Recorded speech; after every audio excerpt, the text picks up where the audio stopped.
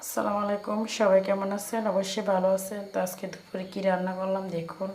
প্রথমে চিংড়ি মাছগুলো ভালো করে ধুয়ে কেটে ভেজে নিয়েছি। তারপরে দেখুন একটা পাতিল বসিয়ে দিয়েছি। পাতিলে দেখুন আগে এখানে দেখুন ফুলকপি, আলু, গাজর, মিষ্টি কুমড়া, টমেটো দিয়ে ভালো করে হলুদ দিয়ে লবণটাকে একটু ভেজে নেব, মানে কষা কষা একটু ভেজে নেব। অনেকে আবার কে কীভাবে রান্না করেন জানি না, অনেকে আবার কাঁচা কষায় রান্না করে। তা আমার তো এটা একটু কাঁচা ভাব গন্ধ লাগে সবজিটাতে, এই জন্য আমি একটু হালকা ভেজে নিই ভালো করে।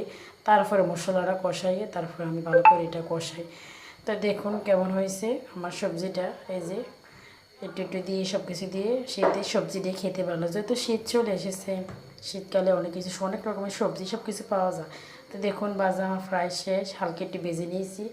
এখন এনে মশলা আমি দিয়ে দেবো। দেখুন এই যে এখন আমি মশলা দিয়ে দিব যা যা লাগে। তো দেখুন ভাজাটা আমার প্রায় কমপ্লিট হয়ে গেছে, মানে একটু ভাজার জন্য একটু রেখেছি দেখুন। তো এই দেখুন সব দিয়ে দিচ্ছি, পেঁয়াজ, রসুন, আদা বাটা, হলুদের গুঁড়া, মরিচের গুঁড়া, যা যা লাগে সব কিছু দিয়ে দিছি। এখানে জল দিয়ে দিছি। তারপরে চিংড়ি মাছগুলো বেঁচে রেখেছি, এগুলো দিয়ে দিছি।